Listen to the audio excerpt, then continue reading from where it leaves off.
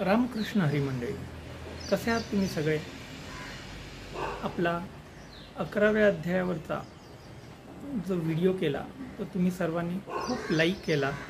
त्याच्यामुळे आणखीन एक इन्स्पिरेशन मिळालं की त्याच श्लोकाच्या पुढे आणखीन एक उदाहरण दिलेलं आहे.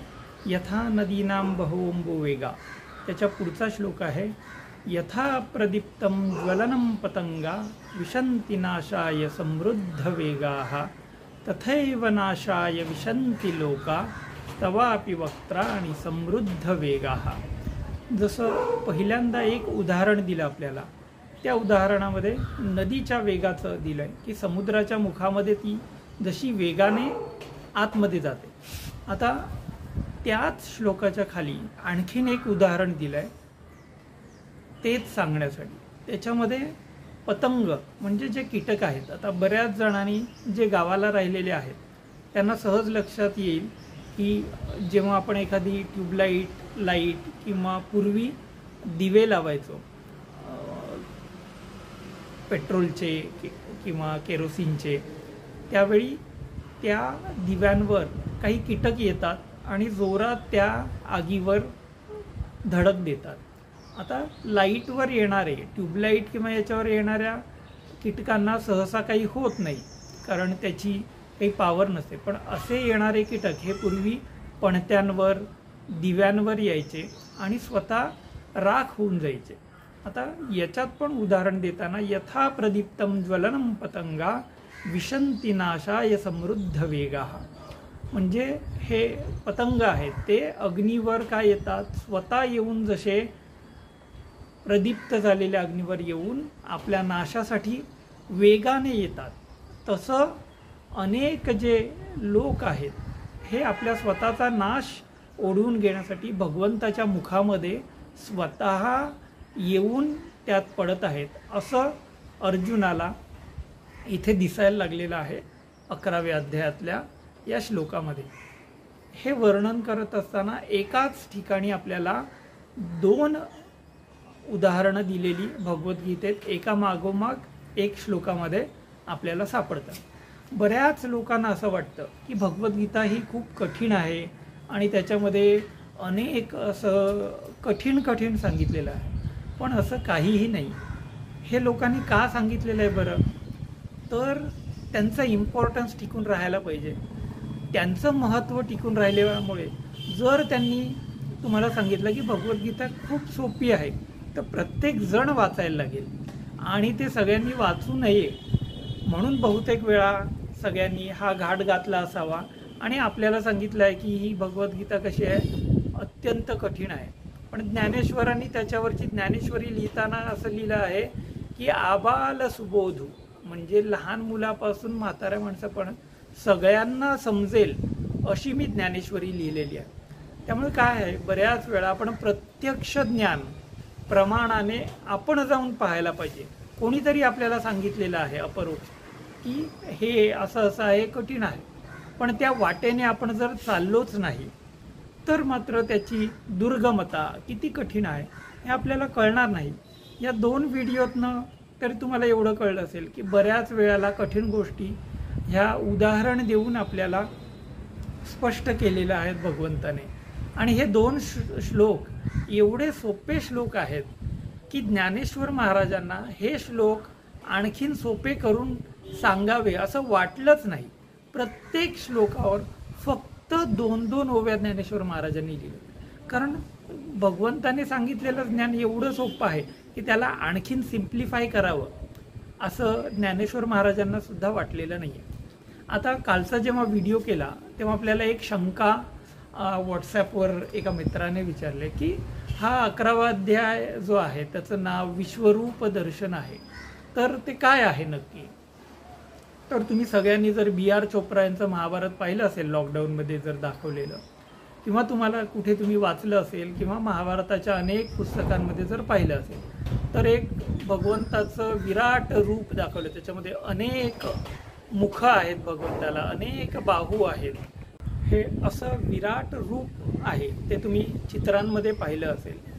तर जेव्हा श्रीकृष्ण अर्जुनाला भगवद्गीता सांगत होते तेव्हा 9 अध्यायापर्यंत त्यांनी ज्ञान सांगितलं आणि 10व्या अध्यायामध्ये त्यांनी विभूती म्हणजे या चराचरामध्ये कोणकोणत्या अशा गोष्टी आहेत, त्या गोष्टींमध्ये मी आहे, त्यातला भगवंताला त्या गोष्टींमध्ये मी आवडतो असं. म्हणजे जर समजा आपण 12 महिने घेतले, चैत्र वैशाख ज्येष्ठ आषाढ श्रावण, तर त्यातला मार्गशीर्ष महिना मी आहे असा भगवंत सांगतो. सर्व हत्ती आहेत तर त्या हत्तींमधला ऐरावत मी आहे. सगळे घोडे आहेत तर त्या घोड्यांमध्ये उच्चैश्रवा नावाचा जो घोडा आहे तो मी आहे.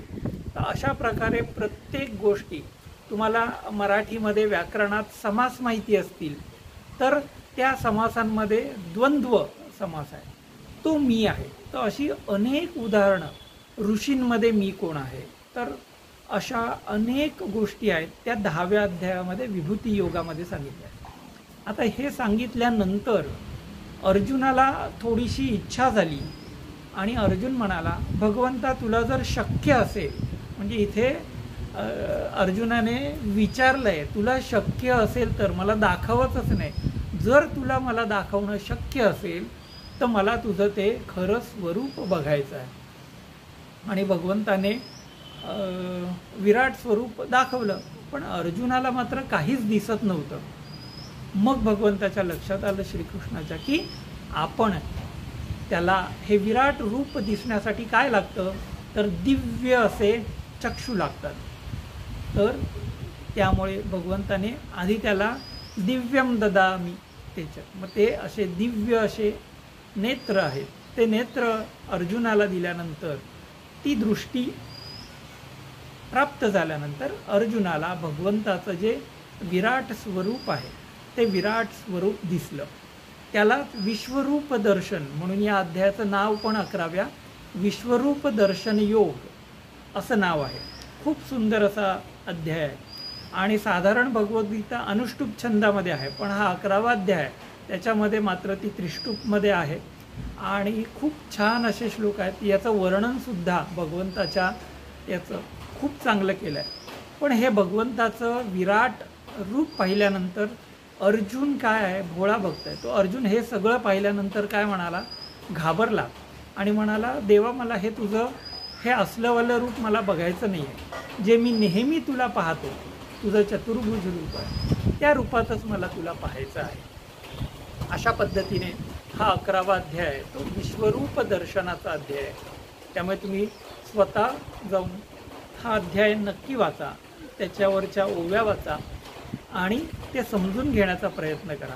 या 11व्या अध्यायामध्ये अर्जुनाला जेव्हा कळतं भगवंताचं स्वरूप पाहिल्यानंतर मात्र अर्जुन खजील होतो आणि अर्जुन बोलून दाखवतो, हे भगवंता मी तुझा अजानता महिमानम तवेदम, मी तुझा काय महिमा जाणत नसल्यामुळे मी तुला नावाने हाक मारत होतो, हे कृष्ण हे यादव हे सखेती. तर हे माझ्याकडून काय झालं आहे, हा अपराध झालेला आहे, त्यामुळे तू काय कर, मला माफ कर. बऱ्याच वेळा आपल्याकडे पण असं होतं, एखादी महान व्यक्ती असते पण ती लहानपणापासून जिथे राहिलेली असते तिथल्या व्यक्तींनाच मात्र त्याला लहानपणापासून पाहिल्यामुळे त्याच्याशी बोलताना अनेकदा ते एकेरीमध्ये किंवा त्याच्या लहानपणाच्या टोपण नावाने बोलतात. तसं काहीसं अर्जुनाचं झालं आणि त्याबद्दल त्याने इथे माफी मागितली. त्यामुळे हा असा अध्याय खूप सोपा आहे, वाचलं तर सहज समजण्यासारखं आहे. त्यामुळे भगवद्गीतेबद्दल मात्र तुम्ही मनामध्ये अजिबात अशी अडी ठेवू नका की खूप काही गूढ आहे. जर तुम्हाला चांगले मार्गदर्शक सापडले तर भगवद्गीता ही खूप सोपी आहे. त्यामुळे आपल्याला त्याचा अभ्यास करण्यासाठी तुम्ही जरूर प्रयत्न करा. रामकृष्ण हरी. धन्यवाद.